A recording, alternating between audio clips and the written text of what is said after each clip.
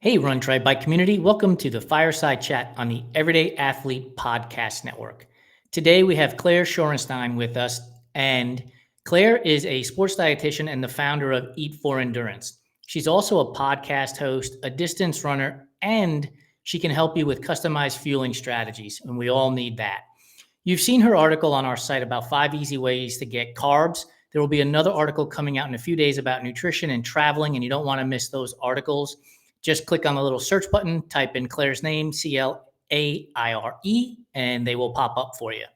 Before we bring her on the show, please remember to subscribe, rate, and review the Everyday Athlete Podcast Network on your favorite podcast platform.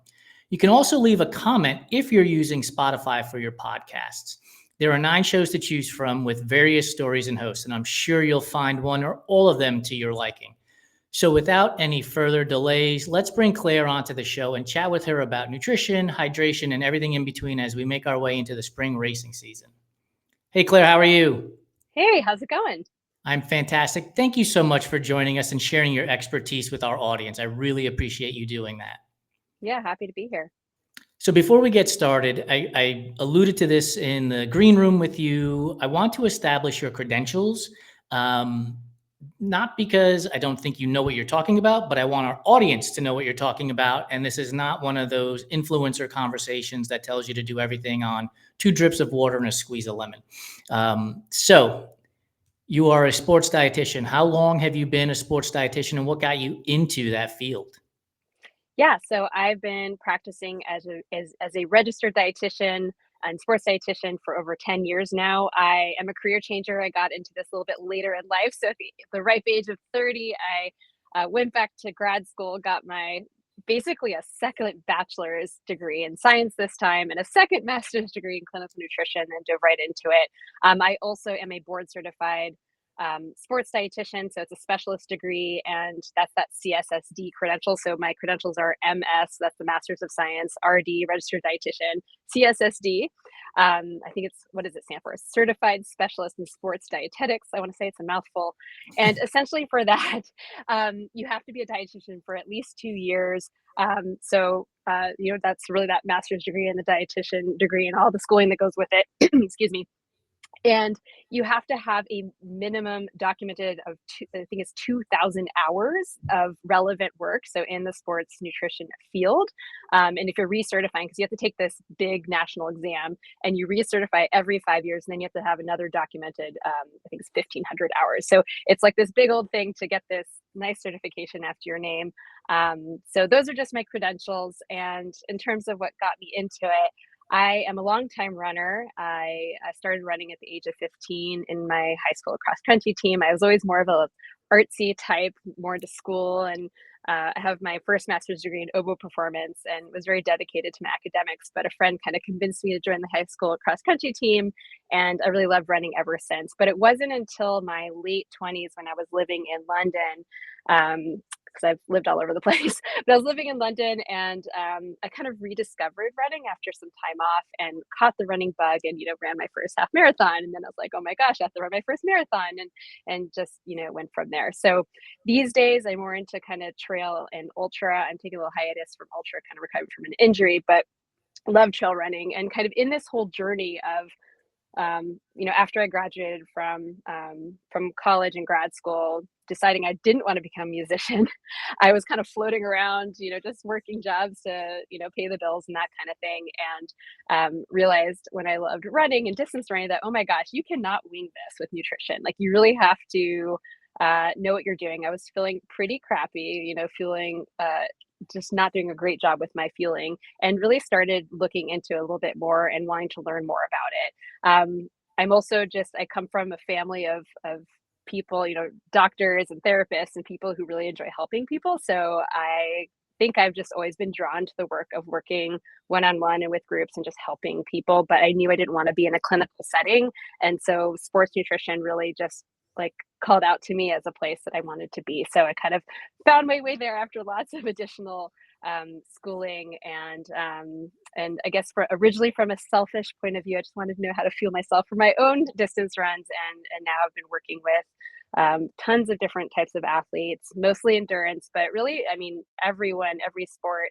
and people who aren't even training for races to figure out how they can really learn how to fuel themselves to feel their best, both every day and in their athletic endeavors. Because, what I work with athletes, and I largely work with recreational, but I do work with some elites. And, either way, like, you don't want to feel like crap when you're not training, right? You are a human being after all. Athletics, especially if you are an amateur athlete, like, that's just what you do for fun. That's part of your life, even though it takes a lot of your time.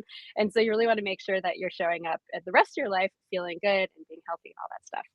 So is that kind of what got you into wanting to work with other people? Meaning you started looking at this stuff, doing research, figured out, oh my goodness, if I actually eat carbs and if I actually drink liquids and if I actually do this stuff, I feel better. There must be other people out there that are not doing this and I can help them. Yes, absolutely. So, as I said, it was a little bit selfish initially, just wanting to learn for my own benefit how to fuel. I also come at this, I didn't mention, I do have a history of an eating disorder in high school and into college, and disordered eating that I was kind of coming out of and recovering from. And by the time that I was entering into endurance sports, I had moved beyond that. But just from that point of view as well, there are so many people who, whether it's intentionally or unintentionally, are under fueling. And I do work with a lot of those folks. And so coming at it from that angle as well, I was very interested in helping people who are struggling, because it's very, very common, especially in the endurance space. Yeah, that's a great segue into a conversation I wasn't intending to have today. But I suffered from disordered eating when Yeah. I got into the sport of triathlons, and I point at the sport of triathlon because you are absolutely stuck in this skin tight kit that Yep. shows everything. And so immediately I start thinking, well, I've got to look better in this kit. I can't have this, that, or the other thing happening. And you start looking at vanity metrics. What are my watts per kilogram? How can I push the bike harder and faster? And one way to make that number look bigger is to drop the G part in that fraction, right? And so I start, almost not eating, and then find myself 9, 10, 11 o'clock at night in the pantry, shoveling calories into my face because I've ridden my bike that day for 5, 6, 7 hours and I'm starving. When you are working with athletes and you can see sort of these traits in them, how easy, how hard is it for you to approach them about this topic? It can be really tricky. So I do have a lot of people coming to me, and I literally just had a potential client call today about this. I have a lot of people coming to me who are saying they want to lose weight or want to change their body comp, and oftentimes it's for performance. Often it's performance and it's also aesthetics. And look, I mean, I'm never gonna like fault someone for wanting to be more comfortable in their body or look better or all that stuff. Like, I understand, and I work with a lot of women who are maybe in midlife and beyond, and they're in these changing bodies, and it's really hard. At the same time, our priority, and certainly my priority as a professional, is to figure out, okay, how can we support you to really make sure that we're prioritizing your health and your performance goals, because that's really important to you. And the problem is that when someone's trying to lose weight and they have performance goals, because they always want both. It's not one or the other. It's like, hey, I want to like perform really well and crush my this race that I have coming up. And by the way, I want to lose weight. And I'm like, okay, well, we can't do both at the same time. Like, that's putting you at risk, and you're gonna do a crappy job of both things. Um, it's not to say that weight loss is not like an appropriate goal for certain people at certain times of the year, like maybe in the off season or other times. But like, I just had a conversation with a client, for instance, or a potential client who has a half Ironman in September. So that's quite a ways away. And so technically he's not racing right now, but he just did like a 2-hour bike today. Like, it's not like he's not training and doing lots of stuff. So it's really walking a very fine line with this kind of thing. And then in terms of, you mentioned some, like, or even yourself, like, kind of restricting all day and then binging at night. And that's really where it comes back to, like, I see this all the time with people, these like inconsistent eating patterns. And it's obviously a lot more complicated than just telling people, oh, just eat every 3 to 4 hours and have balanced meals and snacks, because of that kind of psychological component. And it's a spectrum, right? Obviously, there's full on eating disorders, and then eating, disordered eating, and it's all a spectrum. Um, and then with eating disorders, it's an actual mental health issue. It's not like oh, you just got to snap out of it. It's like a mental health disorder. So it's very layered, it's very complicated, and it very much depends on the individual case. If we're taking someone who doesn't really have an eating disorder and is just kind of having these struggles, then it really is just talking to the person about what their goals really are, what are they really trying to accomplish, what their priorities are. So there's that aspect. And sometimes, yeah, things are conflicting and we got to point that out. And then it's often just looking at their entire day. Like maybe it's just doing a diet recall and saying, okay, like when I do a diet recall, what I mean by that is like, okay, what time you're waking up and everything you're eating and drinking across that day. I like to know context, like where exercise is happening, what else is going on, what's leading to the decisions you're making. And when we see like these huge gaps in your day, so then we're finding out, okay, well, why did that happen? Are you intentionally restricting? Were you just really busy at work? Like what was going on there? And then especially when we see like a binge pattern at night, or when I see people with a lot of like food rules and fears and all kinds of stuff, I actually have a really helpful worksheet that's free on my website. If anyone wants to like download that and just do this exercise on your own, I think it's very helpful. But when I see these huge gaps, then you kind of I usually point out to people, I'm like, you know what? Let's just like try some stuff. Let's just, if you feel open to it, let's experiment. What happens when or if, instead of, working out fasted, we add a carb rich snack before that morning workout? Like, how does that make you feel in the afternoon? What if instead of that salad at lunch with protein, let's add some carbs there? Or, hey, I noticed that you're going 6-7 hours without, in between meals without eating. What would happen if we added like a carb and protein containing snack? Maybe we're adding some fat and fiber in there, but some sort of snack, like whatever you choose, what you feel you're capable of doing. What if we had a snack in the afternoon? What happens? Do you feel so starving later? Do you feel out of control? So we kind of just experiment, and like we can start really, really small with little things that they feel comfortable with. Because for me, it's really important that, especially when someone's very resistant, that we start really small. And they usually start to notice, oh wow, that helps, or gosh, I'm not so starving later. And then where the tricky piece comes in is this mental component, the resistance, but if I add carbs to my lunch, I'll get fat. Or, if I do this, like this will happen. Almost always, I will say, is the fear of weight gain. That's almost always the fear. Fear of carbs, fear of eating more, all this stuff. So it's really, really hard when that kind of fear is present and these deep beliefs are present. It takes a lot of work. It's not as simple as, hey, just eat this and, all these things will go away. So again, it really just depends on the individual. But often just kind of, trying a little bit, trying some kind of very simple, small things and seeing if they notice changes in their energy levels and their performance and their behavior around food and their sleep, whatever, that often helps. I mean, it's such a great point, and I can point to myself as an example on this. So I'm training for Javelina in October, and my goal has been to get somewhere between 400 to 500 calories an hour into my body. And when I first got into these sports, like there's 0% chance I would even think about getting that high. I would think about somewhere between 2 and 250. And I would justify it with, well, I have enough carbs in my liver and I'll be fine. And I'm doing all of these things. In the time, I would say in the last 6 to 8 weeks, I've been getting to 400 to 500. What I've noticed is later in the day, I was not as hungry as I had been before that. And then this past weekend, I ran for an hour and I had maybe like 140 calories of like Tailwind or something in my water bottle. And when we went to lunch that day, I was ravenous.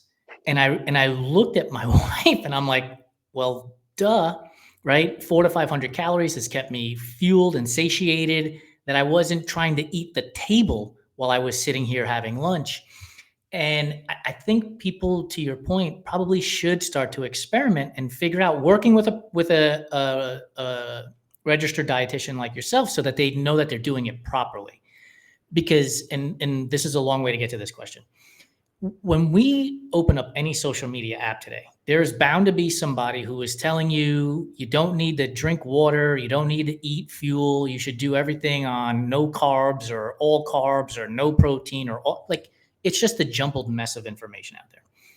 How do you break through that noise as a person who not only is educated, right? You have degrees, you're licensed, I presume you have to get CEUs every few years to get Yes, relicensed, yes, right? yes, yes, I do. I Right? do. Every 5 Because years I have to, yeah, tons of continuing education. yeah, right. Like because the science Mhm. changes, information Yep. changes, you have to be up to date, right?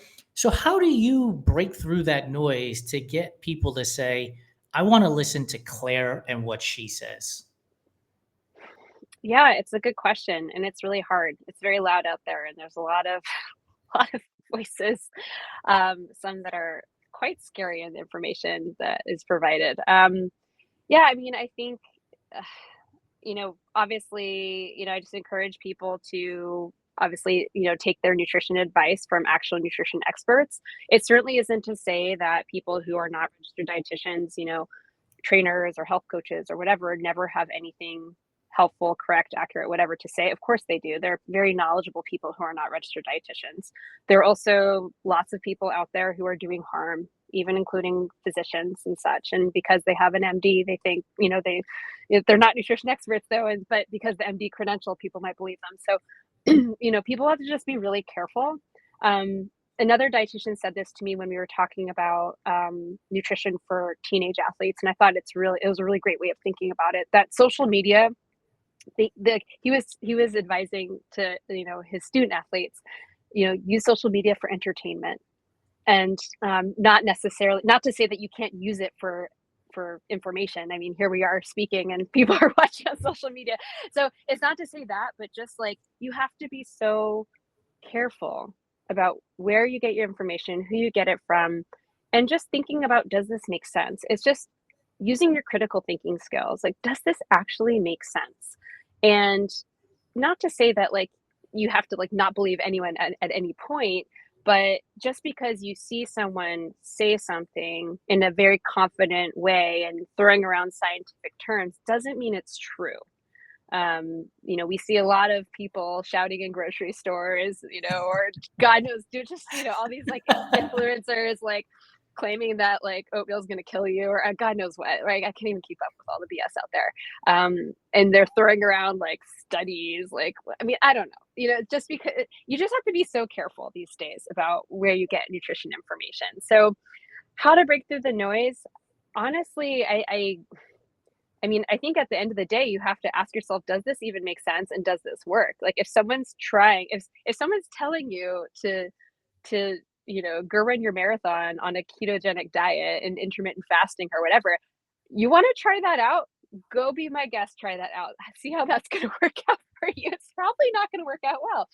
So not to encourage people to try harmful behaviors. I certainly don't want to do that, but um I think if you actually try some of these things or ask yourself if it makes sense, like, often it doesn't. But I get it. It can be so confusing, and between like all the maha stuff and seed oils, and it's just like it makes your brain hurt. Like my brain just freaking hurts.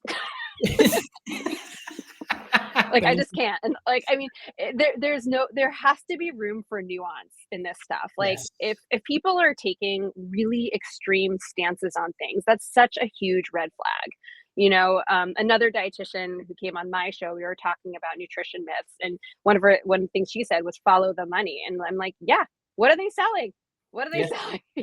What are they like talking about, like toxic this and that, whatever? And then they're selling you some ridiculous supplement that has some proprietary blend that's like super shady, So they're just, yeah, just looking out for red flags. They're everywhere. Yeah. What's funny is like for us, when we answer a question about running shoes and we tell people, go check out this Topo Athletic shoe, we will also say, by the way, they are a marketing partner of ours so that they know to take it with a grain of salt in a sense, right? So they understand that these guys are paying Run Try Bike as a marketing partner. Now we run in the shoes all the time, right? And we're talking about where we come from in the fact that we are using those shoes, but it is the follow the money. I feel that we need to be transparent, that if I tell you, Oh go yeah. check out the Spectre 2, you should also know that we're getting paid, right? Now, they don't pay us per mention, don't get me wrong, but you should know that they're paying us, that they're an advertising partner of ours. Yeah. And reality is, I didn't run in them for the first 2 years that they were paying us to be a marketing partner. And it wasn't until just a few years ago that I started using them. all of that is to say, like, to your point, and to the guest you had on, like, follow the money, see where the money is coming from, what they're promoting and what they're talking about, because that oftentimes will lead you to the answer that you're searching for, which is, I don't know that I should trust this. Yeah, I mean, I really try hard not to recommend products that I don't try on myself. Mm-hmm. And whether it's, I mean, even in my practice, so I do some like testing services. I want to know what the whole or client experience is. And so I will make sure that I try whatever test it is or whatever, whatever it is, I want to try it on myself, see what it's like, and then I can offer to my clients. And similarly, like, because I have brands reaching out to me all the time. Most of them I ignore because they're gross, they're shady, or totally do not align with my philosophy at all. And I just hit delete and ignore. As a podcaster, I also get tons of, brands wanting to do that stuff. And if it's a brand that I like, that I align with, that I believe in, that I would genuinely recommend to my clients, even if I weren't getting some affiliate, whatever, then I will recommend it. I will never recommend something that I don't believe in to get some, 2 cents of kickback or whatever it is. And then equally, yeah, if I ever have an affiliate link, because I do have some affiliate links on my page, it very clearly says so. And that's ethics, So another thing about being a registered dietitian, we have a code of ethics that we have to stand by. And if not, we get reported. Like we have to do that. So this is the difference between being some random quote self proclaimed nutritionist and being a registered dietitian. It's a very different thing. I always tell people, because people often don't even know what a dietitian is. You can call yourself, it's a registered dietitian or RDN, registered dietitian nutritionist, which they added because some people didn't know what a dietitian was. So we can call ourselves nutritionists if we want. Nutritionists cannot call themselves registered dietitians unless they've earned that credential. And that's a really good point, and we'll make sure we put that in the show notes too, so that people understand where they're getting their information and who's giving it to them. You mentioned myths earlier. I would love to hear if you have one myth that you hear like every racing season come the spring or the fall, and not that it makes you cringe, but you're like, I got to deal with this again. Like, why are we still dealing with this myth? Is there one out there that you're like, goodness gracious, can we bury this thing already? I mean, there are a few, so I might have to list 2 or 3. Go for it. One is that sugar is bad, or simple carbs are bad. And, I'm a firm believer that all foods have a place in the diet. Obviously, no one's going to sit around and argue that sugar is a health food and that, you need to be eating it all day, every day, all the time. But if we're talking about active people, and especially if we're talking about endurance sports, simple carbs are incredibly important. And that simple carbs, that includes sugar. So, yeah, I mean, sugar has a place. Like, carbs are your body's preferred fuel source. You're not sitting around eating like high fiber bread or like, farro or whatever and quinoa on the side of a trail. Like you need gels, you need sports drinks, you need, very easy to digest carbohydrate. And there are lots of different forms of that. In order to get into your bloodstream quickly, to give you that fast energy source that your body requires. So, people are constantly demonizing sugar. And, I've had clients not want to take gels or, want to eat real food over gels. And I'm like, okay, well, first of all, that source of carbohydrate in solid form is like basically the same thing. Like, you're just Right. sugar. But yeah, so people kind of freak out a little bit. And it's just remembering that, like, if you care about your sport and you want to feel your best, like, these products are specifically designed for a purpose. No one in their right mind is sitting around on a couch, like, hanging out, watching TV, eating a gel. Like, pretty much no one I know is doing that. If you're doing that, like, what the hell?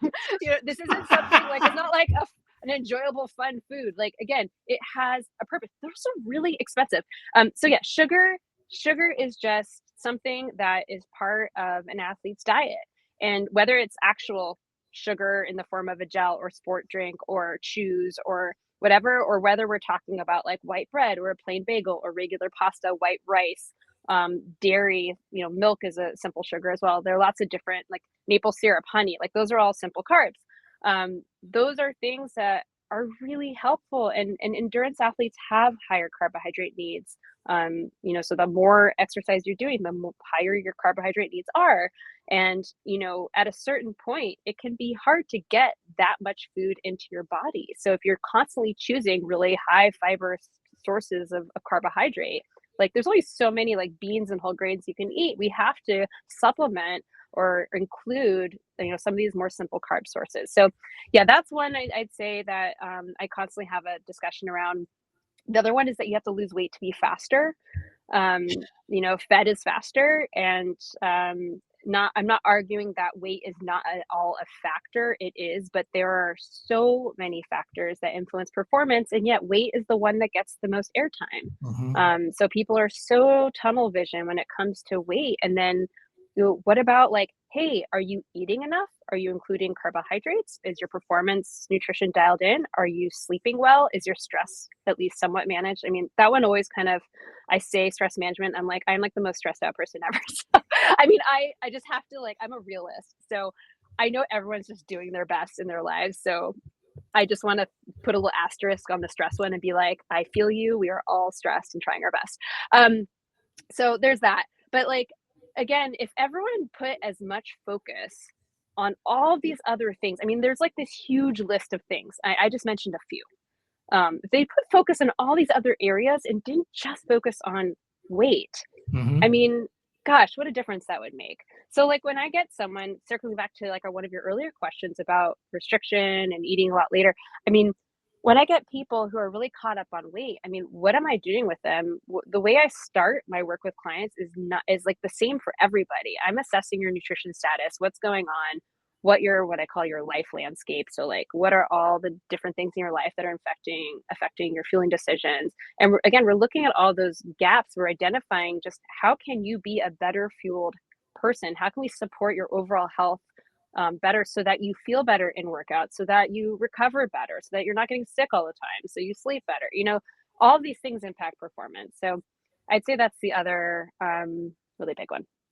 Yeah, I've been doing this stuff for 18 years now, and you see all kinds of different things coming and going, and people talking about all kinds of various opportunities, and just, I mean, it almost never ends. And I know we both have a dear friend in Stevie Lynn, and I always think about her and now you, since we've gotten connected, when I see somebody post something, even as simple as, and it's a question that will be something along the lines of, should I take water for my 30-minute run? And that is just a very open-ended question to the entire internet, right? Yeah. A zillion people are going to have a zillion different answers. Yeah. Having been in this stuff for, like I said, 18 years, I take water with me every time. And if I have to put electrolytes in it because I'm going a little bit longer, or it's hot, or it's humid, is that the kind of stuff that you see when it's this uber open-ended question that you want to interject yourself right away and be like, look, come talk to me because I can help you way more than. I think I belong to some Facebook groups, that massive trail and ultra community or whatever. I should just unsubscribe, unfollow some of these groups, because I think very early in my career, I mean, I've been doing this for over 10 years. Very early in my career, when I was just trying to get my name out there, or I don't know, maybe I just didn't know better and I was being stupid, but I would I would comment on stuff, and now I'm just I am not touching this with a 10-foot pole. Well, actually, the water thing, I mean, once in a while I'll comment. I'll see something, or if I see someone especially if it's a brand, I can't remember recently. There was a really good recent example where a brand was just I think they were making some sort of nutrition statement that was wrong, or they were just really they should not be making, or they were giving bad advice. And I was first of all, you're a shoe company or something. Why are you, what is this? But yeah, there was something, I think I commented on that. But for the most part, I try to just ignore all the questions. But even that question you propose, I personally, unless I'm in a tropical climate, I go to Hawaii every year, for a 30-minute run, absolutely, I carry a handheld with electrolytes in it, even though I'm not a sweaty, a heavy sweater, but because it's hot, so hot and so humid, and I know I feel better. And also because I've learned the hard way, because almost Yes. every year I'm because typically I'm like, I don't need, like, even for like an hour run, I'm fine without bringing water. Again, I'm not a heavy sweater, and typically where I live in Santa Cruz, California, it's pretty temperate climate. We don't really need it. But every year I go to Hawaii, I'm like, it's only 30 minutes. I'm fine. And then I feel like garbage. And I'm like, oh Yes. yeah, that's why I brought my handheld and my electrolytes, Claire. And I like bring it next time. I'm like, oh yeah, I feel so much better. So, and similarly, like, I recently got into swimming, and I'll do like a 45 to 60-minute swim, nothing hard, nothing crazy.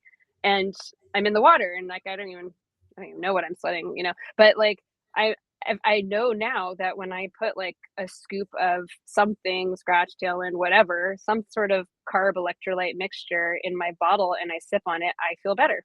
Yeah. And it's not just during, it's later in the day. So a lot of it is not just, okay, well, we can look at like general recommendations, because generally for 30 minutes, unless you're a really heavy and or salty sweater, or you're in an environment that is, more extreme, you're probably fine not bringing water and not bringing carbohydrate with you, right?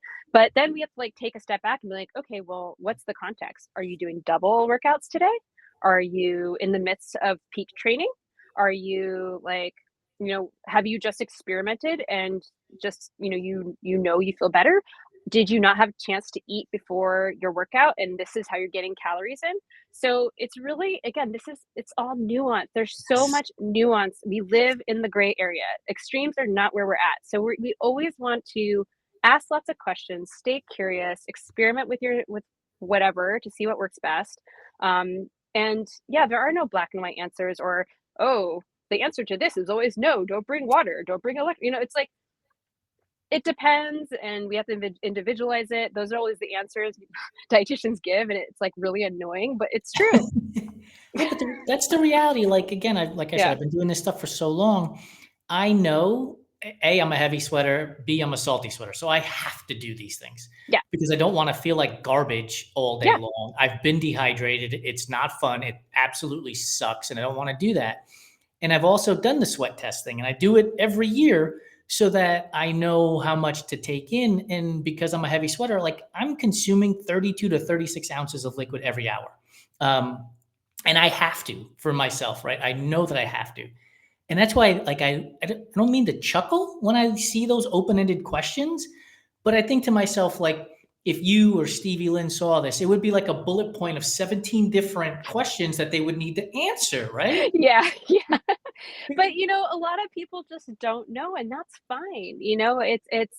I was just chatting with another dietitian on my show yesterday, and I was commenting because he works with a ton of elites, and I was commenting. I was like, it's funny because I was looking at some of the things you were posting about, like on your Instagram, and like a lot of what you're working on with these elite athletes, it's really basic stuff. Like, it's not groundbreaking stuff to us. To us as dietitians, like doing a sweat test and working on your hydration and like working, training your gut. Like, this is all basic stuff to us, but to athletes, this might be like, a lot of times I work with people and they've never even heard of a sweat test. Like, this is all new information to them. They've been only drinking plain water, or maybe they've been just randomly taking salt pills so they didn't know. So I always remind myself that, people are coming into their sport or into working with a dietitian with all different levels of nutrition knowledge and experience. And as you pointed out, there's a lot of really confusing stuff out there about what to do. So, so I certainly don't, I'm not surprised when people are super confused, or when they're doing all kinds of crazy stuff because they watch some TikTok or whatever it is. I'm going to preface this question with two stories. When I was racing Ironman distance, I had friends who told me that they had read about an elite or pro athlete who was training their gut, to race in Kona where it's hot and humid. And they were doing like this workout. I don't remember the lengths or the distances, but then they would stop and they would eat like a plate of nachos, right? And then go out and do the work again just so they could feel like crap, right? Because that's Yeah. what's going to happen. Yeah. And they could mimic what would happen during the race at the Ironman World Championships. And I do remember one of my first Ironman events. I was at Ironman Texas. It was like 109-degree field temp, humid as all get out. And I'm running through the aid station area, where the special needs area. and I see this athlete take out like a Big Mac. And I just thought to myself, good for you, dude. But like that's been sitting there all day. Like exactly. Wait, out of his own bag? Out of his own bag. Like, Oh, so that gross. means it was there at like 5 a.m., right? Or is there, oh, he bought it last night and he put it in the Oh, bag. Like it's been there all day. And the only thing I kept thinking to myself was like, could you have trained to do that? Like, is that something you trained all season long, all off season long to get to this point? So this is again a long way to get to. What's like one of the things or two of the stories you've heard of people trying to train their gut, and you're like, really? That's how you're doing this, and not in a judgmental way, but like, wow. um, it's funny, like, I don't know if I've actually heard stories like that of people train their gut. Like what I'll sometimes get my clients to do is, for instance, if they're like a trail and ultra, person, like maybe they're practicing eating on a really hard climb. So practicing eating actual solid food while working at a high intensity, or maybe I'm having somebody in like a proper like speed session in a workout, taking gels, taking sports drink, like making sure they're practicing doing all their fueling at race intensity or even higher. Um, but yeah, it's funny. I haven't really heard. It might just be my client population because so many people come to me underfueled. Like I'd say the majority of people who come to me are just underfueling, and so often I'm getting them to just try stuff, and like the whole concept of training your gut is very new. So I'm not really getting people who are who have been like, I don't know, like eating up. I mean, maybe people are probably like eating pizzas and doing all that kind of stuff. But I think it also depends on your sport. So like Yes. I think triathlon in general is a higher intensity sport compared to Yes. say like trail and ultra, scene, where if someone busted out like a Big Mac or a pizza, everyone would be like, cool, like good for you. Like that's great. Hopefully it's not sitting out there, though that's gross.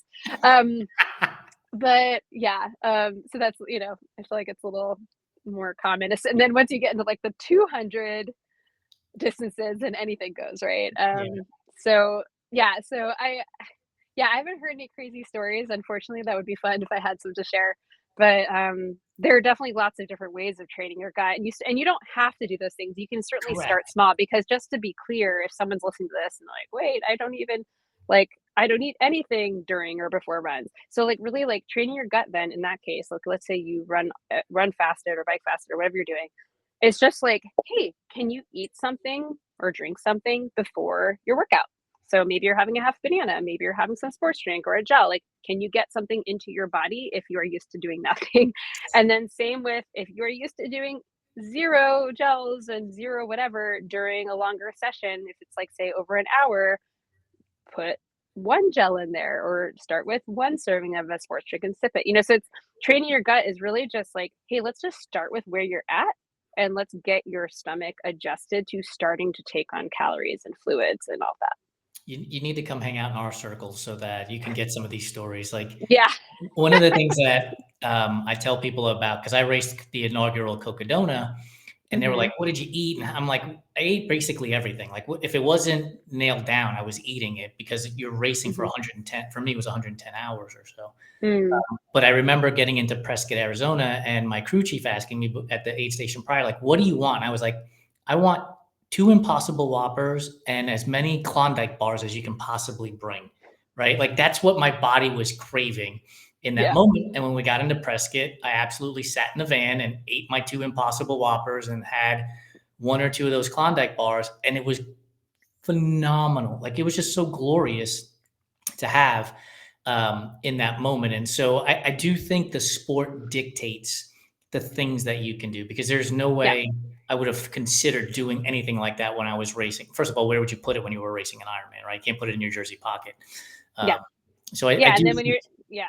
And then when you're talking marathons, it's like you're right. just doing products, so Yeah, and as we're talking about this, I think that's another factor as people are, going online and to your point, going on TikTok or Instagram or whatever is what is that sport that that person is actually talking about, right? Because I would imagine fueling for a 5K is going to look a lot different than fueling for a marathon, is going to look a lot different than fueling for a 100 miler versus a 200 miler. And so be cognizant of where you're getting your information from and what they are actually talking about. Would you agree with that assessment? Yeah, definitely. I mean, again, context. Right. Context is absolutely everything. The flip side of that, I would say, is just because somebody is doing the thing you're doing, let's say you are doing these 200, since you mentioned Cocodona, let's say you are doing a 200 plus mile race. And let's say there's someone who is, not eating carbs or doing a low carb diet or whatever. Just because that works for that person doesn't mean it's going to work for you, and it doesn't mean that it's supported by science.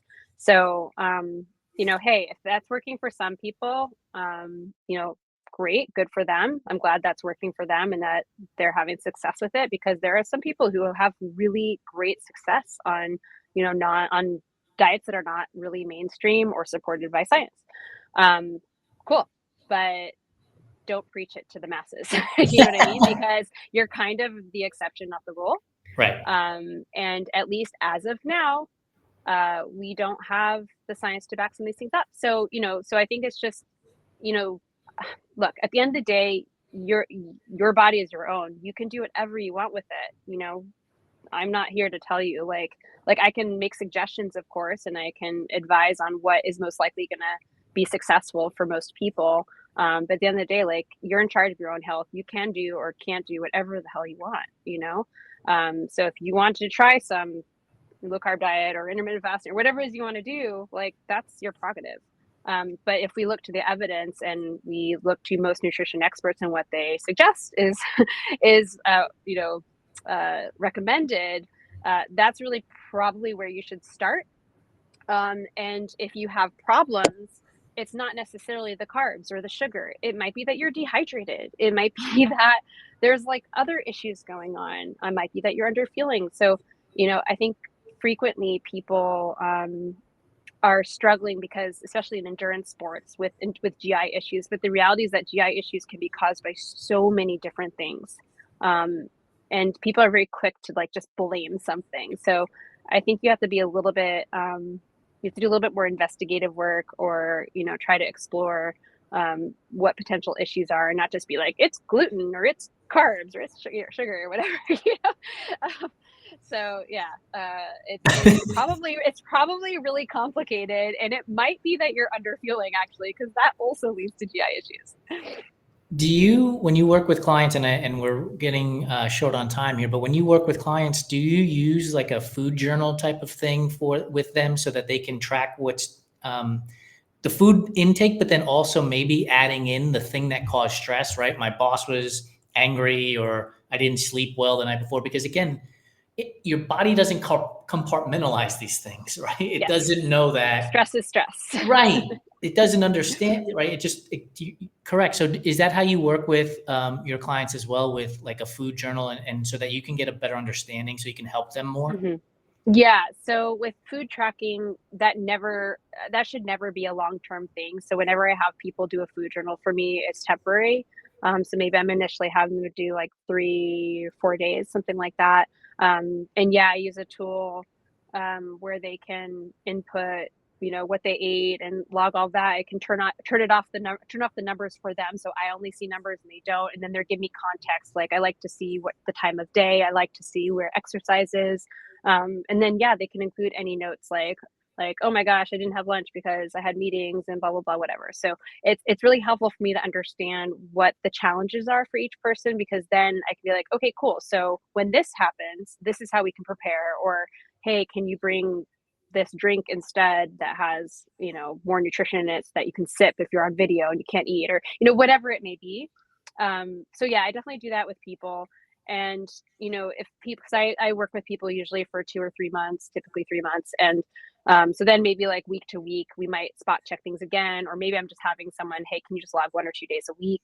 Or we decide, hey, you know what, like, people might be just like, this is like too much of a burden, I don't want to do this, like, let's like look at some other stuff.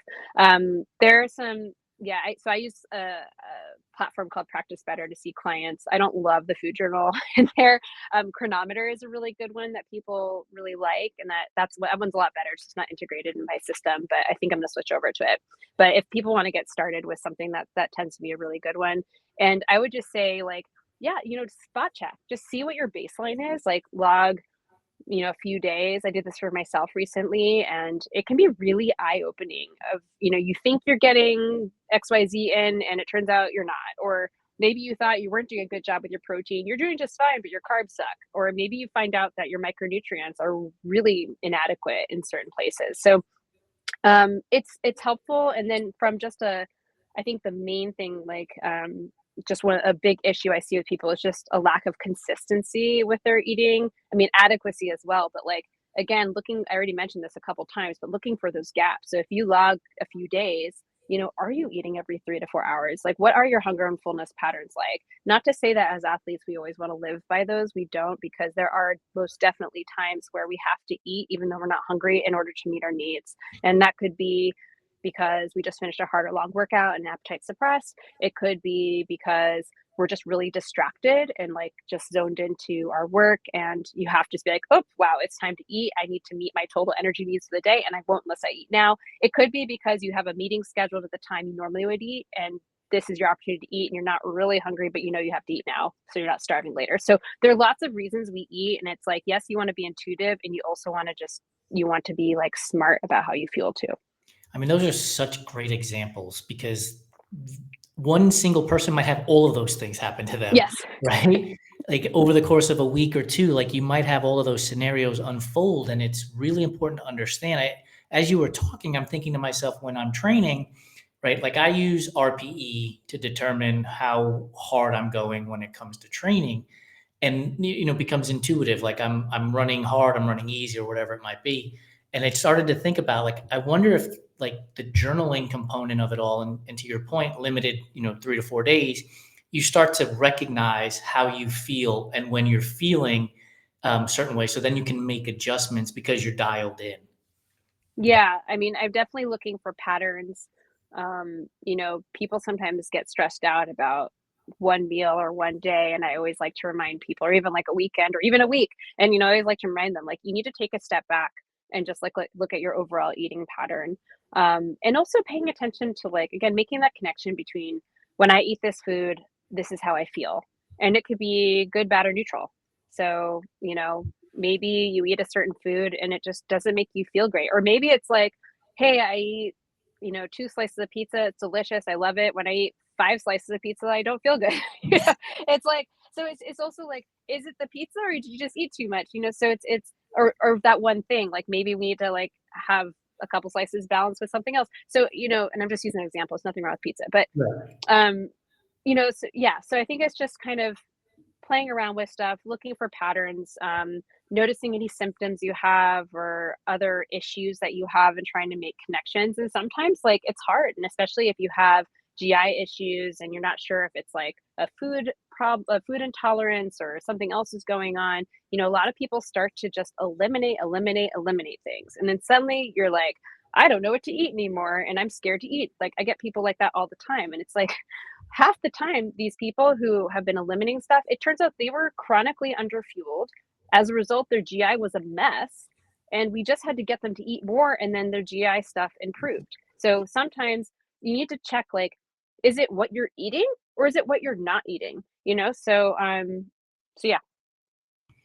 We're running out of time here, so I want to make sure the audience knows where to find you. So, website, Instagram, TikTok, where are you, so people can come check out all of your great information? TikTok, I am not on there. I'm too old for that. No way. I will not go near that. But I am very consistent with my branding. I am Eat for Endurance, pretty much everywhere. So eatforendurance.com. You can hit my website for I have tons of blog posts, as we were just chatting about offline. Pretty much on everything you want to know about fueling. You can find it there. Very long, detailed blog posts. I also have like 7 free downloads on all kinds of different resources, like what to eat before exercise, and travel nutrition tips, and all kinds of different things. So definitely go there for lots of great free resources. I have a podcast, the Eat for Endurance podcast, which is really fun. I've had it for over 5 years now. And I interview athletes to hear kind of their nutrition stories, is what I like to call it. So both professional athletes and recreational athletes. And then I interview all of my amazing sports dietitian colleagues. So Stevie actually was on last week. She's going to be on again next week. But yeah, lots of different topics on there. Again, pretty much every topic you want is on there, and I love getting topic requests and hearing from my audience. So if there's something on there, something you want to hear about, then just let me know. You can contact me, email claire@eatforendurance.com, and Instagram is also eatforendurance. Awesome. And this will all be in the show notes. So before we let you go, we like to have fun with food around here. And so we have a handful of what we call rapid fire food questions, but your Instagram feed led me to one question that I did not have written down that I have to ask you. So you have a post from a while ago. I scrolled back for a bit. And literally, there is a picture of you with give or take 30 bagels from Essa Bagel in New York City. And so I need to know favorite bagel flavor, favorite cream cheese. What's the combination go to for Claire when she's going back to New York these days for Essa Bagel? Yeah, I lived in New York City for 15 years and I just miss those bagels so much. It's a tie. So probably it's a everything bagel. I usually do a whole wheat everything, but I love regular everything too. And then Essa Bagels has these, like, they call them multigrain. They have like these oats on the outside. It's probably not a very popular flavor. Actually, to be perfectly honest, I love all bagels. I will eat sesame. I will eat pretty much, just not a blueberry bagel. Don't give me that crap. Yeah, who does that? And if you put lox on a blueberry bagel, you're like a psychopath. Seriously. But yeah, everything bagel, regular cream cheese, whipped cream cheese, and lox. And then often I'll put some avocado in there, some fresh dill, some capers, maybe some eggs on the side. That's usually what I fix up. When I was in New York, I would because I lived in Stuyvesant Town, like kind of near Gramercy, and so I would run up to Central Park, do my leaves to Central Park, and on the way back down, well, we have an Essa Bagels near us, but there's a little while when there wasn't, and I would like kind of run through Midtown East, and like I would have a little running backpack and buy like a dozen bagels, put them in my backpack, run all the way home. But yeah, when we had our own Essa Bagels like right near us, then I would just like go and grab them hot and bring them home and devour them after my runs. It's so good. I worked on 47th and 3rd, and the one in Midtown that you're talking about was like 2 or 3 blocks up from there. We would have Essa Bagels delivered every Friday to the office, and it was like unreal. So I'm a Tompkins Square bagel guy over on Avenue A. Yep. And for me, it is a pumpernickel bagel with vegan scallion cream cheese. To me, that's like heaven on earth, man. And the thing about what's that? Are you a vegan? Yeah. I mean, I eat pizza, so I don't call myself a vegan, and I have to have real cheese. Yeah, I have to have real cheese on pizza. But the thing about New York City bagels, for those of you who have never had one, is the cream cheese is as thick as a brick, right? It's too much. They put so much on there. I will say I never get a sandwich from a shop. It is like not my thing. I get the bagels, I bring them home, do it myself. Cause they put like 2 inches of cream cheese. Like no one in their right mind is going to eat that. It's not a health thing. Like I just don't like that much cream cheese. It's disgusting. It's so gross. You have to, yes, I'm with you, Claire. Like I have to get that scrape off half my bagel. of it. It's so gross. Yeah. I don't understand. No. If you don't order like light cream cheese, you end up scraping off most of it because you can't possibly eat it all. No, it's too much. Way too much. We're gonna stay in New York City. Pineapple on pizza, yay or nay? Oh God, no. Nope. I'm not a pineapple on pizza. I love pineapple separate. Yes. Pizza. I was a Joe's Pizza person, although there was a really good, was it Baker's was it Avenue B? I forget. There's another pizza place that was really good near me. But yeah, Joe's is on 14th, and I would just get a slice with like, ricotta, and I like white pizza. So it was like the ricotta spinach one that was delicious that I always get. Tavola is my go-to in New York, 37th and 9th. It's more, wood fire burning as opposed to New York City slice, but it's so good. Stevie threw this at me the last time we had her on the show, which was pickles on a white pizza. Are you? I would taste that. I bet that was good. I bet that's good. I don't know. I bet that it might be good. I could see that, right? Just a little extra salty more than anything else. But the And pineapple acidity is just off-putting. no.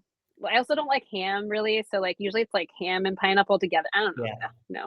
Nope.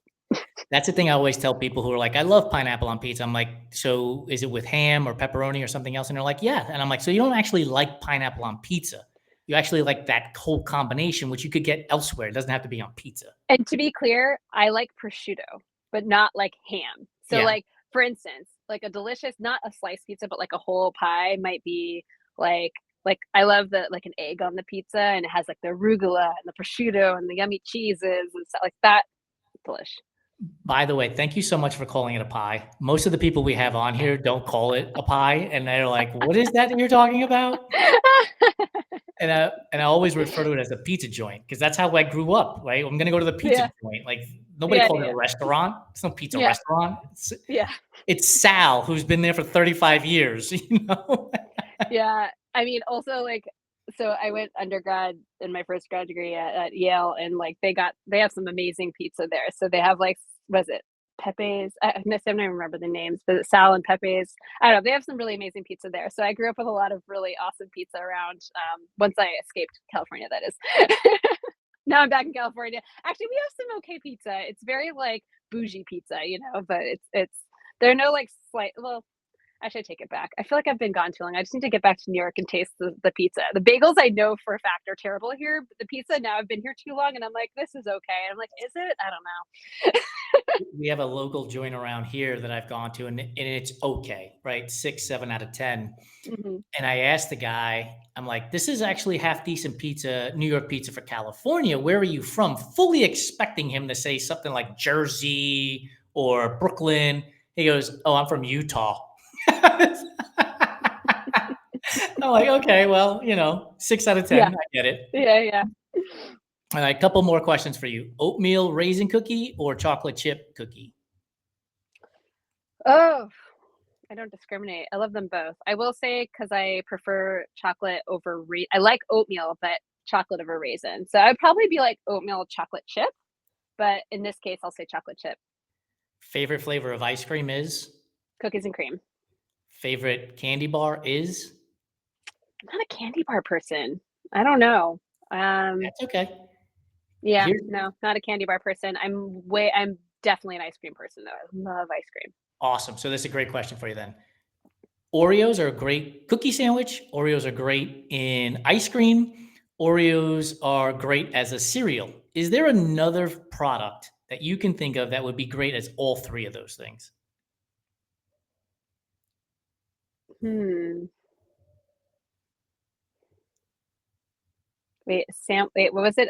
A cookie So a in the snack, ice let's cream. call it a snack. Oh, A snack, ice cream, and cereal. I mean, the only thing that comes to mind, do you remember the cereal milk place? Was it Milk? What is that dessert place in the East Village called? You know, Milk it's bar? by the Milk Bar. Was that it? Where they have the cereal milk soft serve? I Do you know what I'm think so, talking yeah. about? Isn't Yes. that from like Corn Flakes? I think you're right. I think So you're right. is it like I guess in theory, I mean, this isn't my statement. I'm not saying like this is We like won't hold really you on to par with Oreos, but I'm just you asked me a question, so I need to answer it. it. Um, okay, so if it's cornflakes, technically that could be a snack.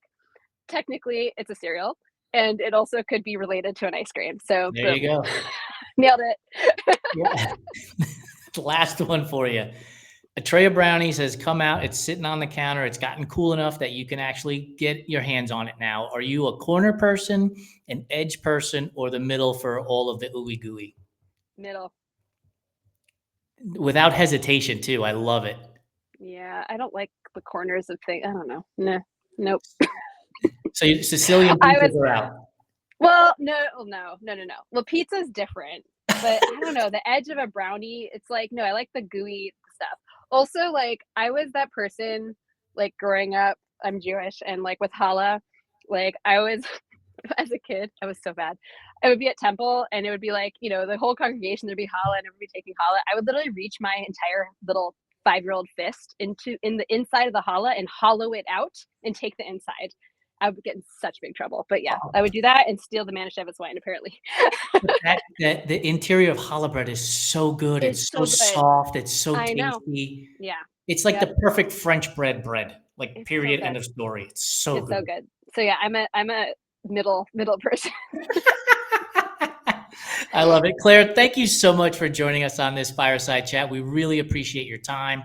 One of the things I'm fond of saying is that time is the greatest gift you can give to somebody. So thank you for giving me of your time and the gift of being on our show. Thank you so much. Thank you for having me. This was super fun.